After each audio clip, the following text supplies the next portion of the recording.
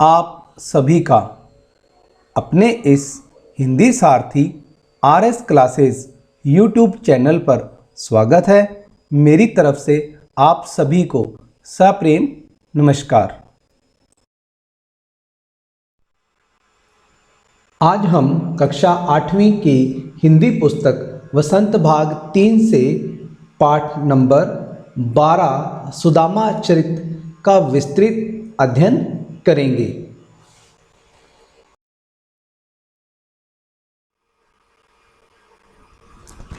सुदामा चरित इस अध्याय में इस पाठ के लेखक श्री नरोत्तम दास जी ने श्री कृष्ण और सुदामा जी की दोस्ती का बहुत अच्छे से वर्णन किया है। उन्होंने इस अध्याय में बताया है कि सुदामा अपनी गरीबी और बदहाली में बहुत तंग था। उनकी पत्नी के बार बार कहने पर वो श्री कृष्ण जी से मदद मांगने द्वारका जाते हैं। वहाँ उनके निर्धन रूप को देखकर द्वारपाल उन्हें महल में घुसने ही नहीं देते।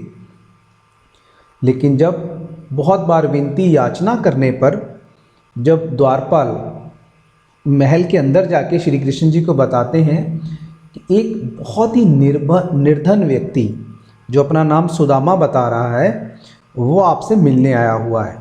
इस पर श्री कृष्ण जी महल से दौड़े चले आते हैं और सुदामा जी को अंदर ले जाकर अपने आसन पे बिठाते हैं और अपने आंसुओं से ही सुदामा जी के पैर धो देते हैं।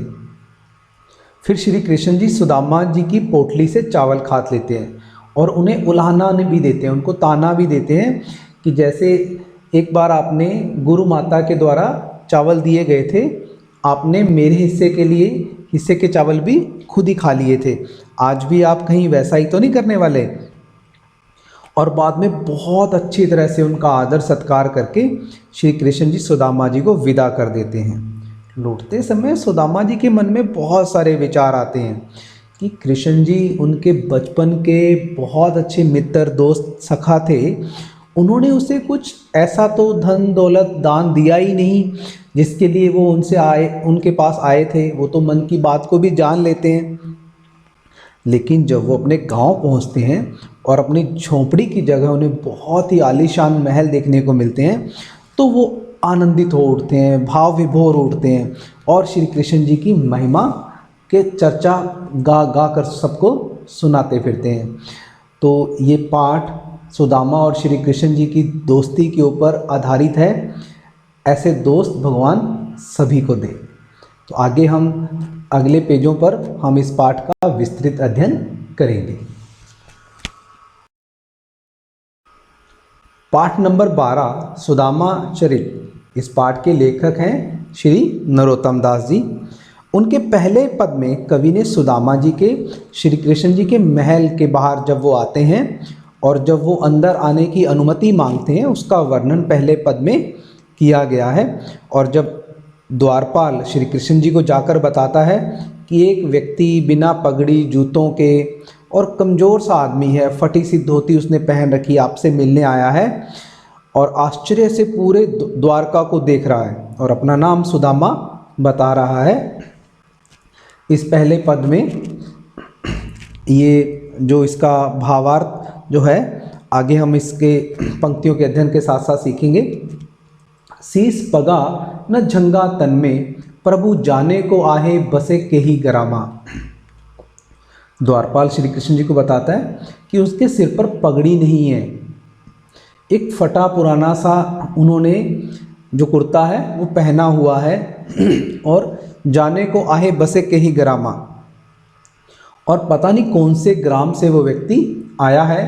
धोती फटी सी है और लटी दुपट्टी, एक फटी सी धोती उन्होंने पहनी हुई है और एक गमछा दुपट्टा टाइप उनके कंधे पे कपड़ा रखा हुआ है और वो पाए उपाना को नहीं सामा और उनके पाँव में जूता भी नहीं है। और हमारे द्वार पर जो व्यक्ति खड़ा है आपसे मिलने आया वो बहुत ही दुर्बल कमज़ोर एक ब्राह्मण है। द्विज का मतलब होता है ब्राह्मण। रहे हो चकिसो वसुधा अभिरामा, और इस द्वारका की धरती को इसके अभिरामा का मतलब है सुंदर, चकिसों चकित हैरान होना, और इस द्वारका को बड़ा चकित हैरान होकर देख रहा है। पूछत दीन दयाल को धाम, और बार बार सिर्फ आप ही का पता पूछ रहा है श्री कृष्ण जी, आपका धाम कि आपका घर, आपका महल कहाँ पर है। बतावत आपनो नाम सुदामा, और नाम पूछने पर अपना नाम सुदामा बता रहा है। अब दूसरे पद में क्या होता है उसकी हम चर्चा करेंगे। ऐसे बिहाल बिवाइन सो संग पग कंटक जाल लगे पुनि जोए। जब श्री कृष्ण जी को पता चलता है ना कि उनका परम मित्र सुदामा उनसे मिलने आया हुआ है, वो भाव विभोर उठते हैं और अंदर से अपने आसन को छोड़कर भागे भागे बाहर द्वार पे आ जाते हैं अपने परम मित्र सुदामा को लेने। और जब देखते हैं ऐसे बिहाल बिवाइन सो, देखते हैं कि उनका जो दोस्त है बिवाइन, बिवाइन का मतलब होता है पैरों की एड़ियाँ फटी हुई, कि इतने फटे हुए एड़ियों के साथ जिनके पैरों में जूते भी नहीं हैं, उनके मित्र उनसे मिलने आए हैं। पग कंटक जाल लगे पुनि जोए, और कांटों के जाल लगे हुए हैं, कांटे ही कांटे हैं उनके पैरों में। हाय महा दुख पायो सखा, और वो अपने मित्र को देख के मन ही मन सोच रहे हैं कि कृष्ण का मित्र हो कोई और वो भी इतने महा दुख पाए, उसको इतना दुख हो। कृष्ण जी का कोई मित्र हो तो उनको तो दुख होना ही नहीं चाहिए ना। तुम आए इतना किते दिन खोए, वो कहते हैं कि तुम इतने दिन हो गए आए क्यों नहीं, कितने इतने दिन हो गए, तुम कहाँ रह गए। देखी सुदामा की दीन दशा, करुणा करी के करुणा निधि रोए। सुदामा की दीन दशा, दीन का मतलब, दशा का मतलब उनकी इस माली हालत, गरीबी निर्धन की हालत को देखी ना सुदामा की, तो कृष्ण जी थे करुणा करी के, दुख आया उन, करुणा का मतलब बहुत दुख आया उनको। करुणा निधि, दूसरों के दुख को दूर करने वाले को करुणा निधि कहते हैं। तो यहाँ पे करुणा निधि श्री कृष्ण जी हैं, वो उनकी आंखों से आंसू आए जा रहे हैं। पानी परात को हाथ छुयो नहीं, नैनन के जल सो पग धोए। यहाँ पर श्री कृष्ण जी ने उनको अपने आसन पे बिठाया, उनके पैरों को परात में रखा, परात में जिसमें सभी माताएं आटे को गूंथती हैं, वैसा एक बर्तन, उस परात के अंदर उन्होंने उनके पैरों को रख दिया, उनको बिठाकर उनके पैरों को रखा और उनको हाथ तक नहीं लगाया। नैनन के जल सो पग धोए, अपनी आँखों के जल से ही उनके सुदामा जी के पैरों को उन्होंने धो दिया। तो ये दूसरा पहरा था, दूसरा पद्यांश था। अब हम आगे चलते हैं। कछु भाभी हमको दियो सो तुम काहे न देत, चांपी पोटरी कांख में रहे कहो कहीं हेतु। आगे श्री कृष्ण जी कहते हैं कि सुदामा जी, कुछ भाभी जी ने मेरे लिए भी कोई उपहार भेजा है, और अगर भेजा है तो तुम मुझे दे क्यों नहीं रहे हो। चांपी पोटरी कांख में, सुदामा जी के हाथ में एक पोटली होती है, छोटी सी कपड़े की पोटली होती है, अपनी बगल में दबा लेते हैं। और श्री कृष्ण जी तो जानी जान है ना, वो उनको देख लेते हैं दबाते हुए और पूछते हैं रहो कहू कही हेतु, भाई ये जो आपने पोटली रखी हुई है किसके लिए रखी हुई है, क्यों छुपा रहे हो, मुझे दे दो। आगे वो दूसरे अगले इस पद्यांश में बचपन की बात याद दिलवाएंगे उनको, सुदामा जी को। आगे चना गुरु मातु दये ते ले तुम चाबी हमें नहीं दीने, कि चना गुरु मातु मतलब जब वो आश्रम में पढ़ते थे संदीपनी मुनि जी के यहाँ पे, तो संदीपनी मुनि जी की पत्नी ने जब वो जंगल में लकड़ियाँ बीनने के लिए लेने जा रहे थे तो उन्होंने उनको चावल दिए थे कि आधे आधे बांटकर खा लेना। वहाँ पे सुदामा जी ने कृष्ण जी के हिस्से के भी चने खा लिए थे। तब वो कह रहे हैं, उनको याद दिला रहे हैं, चाबी मतलब आप तुम्हें चुबा खा तो नहीं लिए हैं, और हमें तो मतलब दीजे ही नहीं थे कि तुमने अकेले ही वो सारे चने खा लिए थे। शाम कहो मुस्काए सुदामा सो, शाम अर्थात श्री कृष्ण जी, मुस्काए मुस्कुराना, सुदामा सो सुदामा से। कृष्ण जी मुस्का कर ये बात सुदामा से कह रहे हैं, चोरी की बान में हो जो पुरवीने। वो कहते हैं ये जो तुम्हारी आदत है ना चोरी चोरी चुपके खाने की, जू प्रवीणे, तुम आज भी इसमें बहुत कुशल हो, बहुत तेज हो। प्रवीणे का मतलब कुशल तेज। पोटरी कांख में चापी रहे तुम, खोलत नाही सुधा रस भीने। ये जो तुमने पोटरी चावलों की जो पोटली है अपनी बगल में छुपा रहे हो ना, खोलत नाही सुधा रस भीने, जो इसकी खुशबू है वो पूरे महल में फैल रही है। इसकी खुशबू श्री कृष्ण जी तक पहुंच चुकी थी। पाछली बानी अजो नहीं तजो तुम, तैसे ही भाभे के तंदुल कीने। वो कहते हैं पिछली बातें मतलब तुम भूले नहीं हो, आज भी तुम्हारी वही आदत है। तुम्हें कोई चीज़ मिलती हो ना तो तुम अकेले ही खा जाते हो, तुम मतलब मेरे साथ बांटते नहीं हो। तैसे ही भाभी के तंदुल कीने, क्या तुम भाभी के साथ भी ऐसा ही वहाँ पे जो व्यवहार कर रहे हो, मतलब जो उनका जो उपहार है जो भाभी जी ने मेरे लिए भेजा है वो आप अपने पास ही रख के बैठे हो। तो ये इन पद्यांशों की व्याख्या थी। अगले पेज पर चलते हैं अगले पद्यांशों की व्याख्या करने के लिए।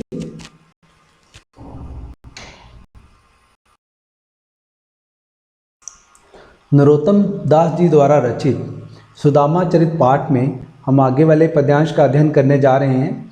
वह पुलकनी वह उठी मिलनी वह आदर की बात। इसमें नरोत्तम दास जी लिख रहे हैं कि सुदामा जी सोच रहे हैं कि वह खुशी वह उमंग वो मिलना जुलना वह आदर की बात, कि श्री कृष्ण जी उन्हें कितना आदर सम्मान दिया। वो मन ही मन मतलब वो बहुत ज़्यादा प्रसन्न हो उठे थे। उसके बाद वह पठवनी गोपाल की कछु न जानी जात, और उसके बाद श्री कृष्ण जी ने उनको आदर सत्कार के साथ, पठवनी मतलब विदाई, मतलब गोपाल जी ने कृष्ण जी ने उनको अपने महल से विदा कर दिया। अब वो जब घर की तरफ आ रहे हैं तो उनके मन में क्या विचार चल रहे हैं उनकी बात आपा करेंगे। कहा भयो जो अब भयो हरि को राज समाज, कि कृष्ण जी वैसे तो मन की बात को जान लेने वाले हैं, लेकिन उन्होंने विदाई के समय मुझे कोई धन दौलत मेरी कोई सहायता ही नहीं की। कि वो तो एक बहुत ऊंचे समाज के राजा हैं, उनको तो मेरी सहायता करनी चाहिए थी, उन्होंने फिर भी मेरी कोई सहायता नहीं की। तब उनके मन में विचार चल रहे हैं घर घर ओढ़त फिरे तनक दही के काज, कि वो बचपन में थोड़े से दही और मक्खन के लिए घर घर दूसरों के घर में भागे फिरते रहते थे, वो मेरी सहायता कहाँ से करेंगे। वो कृष्ण जी के बारे में सुदामा के मन में ये बातें चल रही हैं कि जो व्यक्ति खुद ही थोड़े से मक्खन के लिए पूरे गांव के घरों में घूमता रहा था, मुझे उससे मदद की आस लगानी नहीं चाहिए थी। हो आवत नाही हो, तो कहते मैं तो पहले ही यहाँ पे आना नहीं चाहता था। वाही पठ्यो ठेली, वाही का मतलब उनकी सुदामा की पत्नी, पठ्यो ठेली मतलब बड़ी जोर जबरदस्ती करके बहुत ज़्यादा विनती याचना करके उनकी पत्नी ने ही उनको द्वारका भेजा था, वो तो आना ही नहीं चाहते थे। अब कहो समुझाऊं के बहु धन धरो सकेली। अब मुझे वो अपने आप से बातें कर रहे हैं, मुझे समझ में नहीं आ रहा भी एक तरफ तो उन्होंने मेरे को इतना आदर सम्मान दिया, मेरे को अपने आसन पे बिठाया, मेरे पैर अपने आंसुओं से धो दिए, और दूसरी तरफ मुझे बिना कुछ दिए ही बिना धन दौलत के ही वहाँ से वापस भेज दिया। मतलब वापस आते वक्त सुदामा जी के मन में जो विचार चल रहे थे उनकी चर्चा श्री नरोत्तम दास जी ने बहुत ही अच्छे से की है। यानी कि नरोत्तम दास जी अवधी भाषा के चितेरे तो हैं ही हैं, लेकिन उन्होंने सुदामा जी के मन की भावनाओं को भी बहुत अच्छी तरह से यहाँ पे अपने शब्दों से पिरोया है। वैसोई राज समाज बने गज बाजी घने मन संभ्रम छायो। अब सुदामा जी अपने गांव वापस आ गए हैं। वापस आके देखते हैं तो वो सोचते हैं कि वो अपने गांव पहुंच जाते हैं। तो जैसा ही द्वारका में बड़े बड़े महल थे वैसा ही राज समाज उनके गांव में बना हुआ है। गज हाथी बाजी घोड़े घने मन संभ्रम वायो, और मन को मतलब प्रभावित करने वाले रोमांचित करने वाले बड़े बड़े राजमहल उनके गांव में अब बने हुए हैं। कैंधो पर्यो कहूँ मार्ग भूली, कैंधो पर्यो, पर्यो का मतलब कहीं दूसरे रास्ते, कहते हैं गलती से कहीं वो कहूँ मार्ग भूली, कहीं दूसरे रास्ते पे तो नहीं आ गए हैं, मार्ग भूली कहीं वो रास्ता तो नहीं भूल गए हैं, कि फेरी के मैं अब द्वारका आयो, और कहीं मैं गलती से अपने ही मन में बातें करता हुआ जा रहा था, कहीं घूमते घुमाते हुए मैं कहीं द्वारका में दोबारा तो नहीं आ गया, फिर से तो नहीं आ गया। भोन बिलोकी बे को मन लोचत, भवन का मतलब जो बड़े बड़े भवन थे बहुत बड़े बड़े महल थे, उनको देख के उनके मन में वही हैरानी हो रही थी जब वो द्वारका के महलों को देख रहे थे। अब सोचत ही सब गांव मझायो भी, अब वो सोच रहे हैं कि भाई अब तो मुझे समझ में नहीं आ रहा कि मेरा ये जो गांव है वो कहाँ चला गया है। पूछत पाड़े फिरे सब सो पर, अब वो हर किसी से जो भी उनको मिलता और उनसे ये पूछता कि यहाँ पे मेरा गांव था, मेरा घर था, अब मैं कहाँ पहुँच गया हूँ। सबसे फिर से वापस अपना पता पूछ रहे हैं। वो झोपड़ी को कहूँ खोज ना पायो, और वो अपनी झोपड़ी को कहीं खोज ना पायो। ये थी उनके दोस्त की महिमा। क्या हुआ था, फिर थोड़ी सी चर्चा करते हैं कि जब सुदामा जी अपने गांव में पहुंचते हैं तो उनको बड़े बड़े महल दिखाई देते हैं। महलों के आगे हाथी घोड़े खड़े हैं, और सुदामा जी को ये लगता है कि वो रास्ता ही भूल गए हैं, और उनको लगता है कि फिर से वो द्वारका आ गए हैं। उनके मन में वही हैरानी वाली बातें आती हैं जब वो द्वारका देख रहे होते हैं, और फिर बार बार सबसे अपने गांव घर का पता पूछते हैं और अपनी झोपड़ी को भी ढूंढ नहीं पाते। आगे कहते हैं कि वे टूटी सी छनी हती कहाँ कंचन के अब धाम सुहावत, कि जब श्री कृष्ण जी ने उनकी झोपड़ी की जगह महल बनवा दिए और वो अपने महल अपनी झोपड़ी के बारे में सोच विचार कर रहे हैं सुदामा जी, कहाँ तो उनकी वो टूटी फूटी झोपड़ी सी, और कहाँ कंचन के, कंचन मतलब सोना, हेम, तो अब धाम, धाम सुहावत, बड़े धाम का मतलब बड़े बड़े महल। कहाँ तो उनकी छोटी सी झोपड़ी रहती थी जो घास फूस की बनी होती थी, अब कहाँ उसकी जगह बड़े बड़े सोने के महल बने हुए हैं।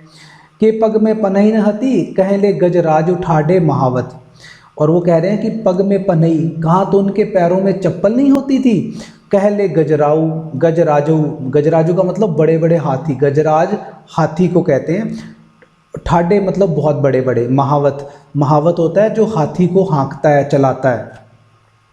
कि एक तो उनके पैरों में चप्पल नहीं थी, कब इतने बड़े बड़े हाथी हैं और उनके ऊपर महावत भी बैठे हैं। भूमि कठोर पे रात कटे कहाँ कोमल सेज पे नींद न आवत। आगे वो कहते हैं कि पहले तो जब वो कुटिया में अपनी झोपड़ी में रहते थे तो धरती के ऊपर ही सो जाते थे। तो वो कहते हैं कि पहले तो धरती पे उस कठोर धरती पे रात कटती थी, उनको बहुत अच्छी नींद आ जाती थी। अब उनको वो कोमल कोमल बहुत मुलायम मुलायम जो बिस्तर लगे होते हैं, गद्दे लगे होते हैं, उनको सुदामा जी को नींद नहीं आती। आगे सुदामा जी कहते हैं कि जुड़तो नहीं कोदो सवा, जुड़तो का मतलब जुड़ना, जुड़ना मतलब प्रबंध होना।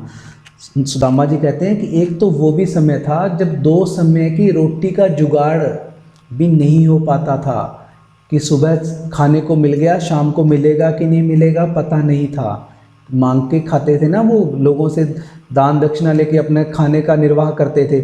और अब वो कहते हैं कि प्रभु के प्रताप ते दाख न भावत, कि अब तो मन चाहे पकवान हैं, कि जो वो पकवान खाना चाहते हैं उनकी रसोई में खाना बनाने वाले भी हैं, बहुत अच्छी रसोई है और वहाँ पे बहुत सारे पकवान बनते हैं। तो यहाँ पे ये जो चर्चा हो रही है नरोत्तम दास जी के द्वारा जो सुदामा चरित अध्याय में है, ये सब भगवान श्री कृष्ण जी की कृपा से संभव हो रहा है। ये उनकी लीला अपरंपार है कि सुदामा जी जब बहुत निर्धन होते हैं और उनके यहाँ पे चले जाते हैं तो उनको बताते नहीं हैं कि उनको कितनी तंगी है, और कृष्ण जी भी बताते नहीं हैं कि भाई मैं तेरे को बदले में क्या क्या दे रहा हूँ, है ना। अपार सुख उन्होंने उनको सुख संपत्ति सब कुछ प्रदान किया। तो ये थी सुदामा और श्री कृष्ण जी की दोस्ती, और जिसकी चर्चा श्री नरोत्तम दास जी ने अवधी भाषा में की है। ये कक्षा 8 के अनुसार बच्चों को ये हो सकता है कि आपको ये बहुत मुश्किल लगे कि हाँ भी अवधी भाषा है, लेकिन जब हम इसको पढ़ना शुरू कर देते हैं और इन शब्दों के अर्थ समझना शुरू कर देते हैं तो यही भाषा हमारे लिए बहुत आसान हो जाती है।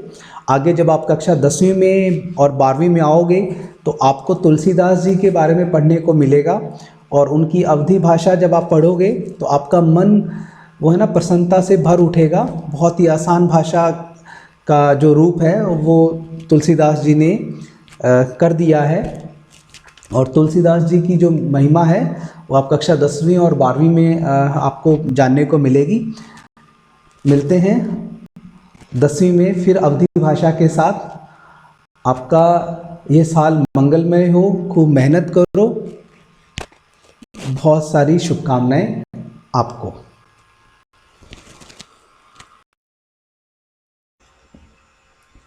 इस पाठ के मुख्य शब्दार्थ: पगा पगड़ी, झंगा ढीला कुर्ता, आही है, लटी लटकना, दुपट्टी अंगोछा गमछा, उपानय जूता, द्विज ब्राह्मण, चकिसों चकित विस्मित, वसुधा पृथ्वी, बिवाइन पाँव की एड़ी का फटना, अभिरामा सुंदर, जोए ढूंढना, परात थाली की तरह का पीतल आदि धातु से बना एक बड़ा और गहरा बर्तन, पाछिली पिछला, पुलकनी खुशी उमंग, पटवनी भेजना विदाई, बिलोकीबे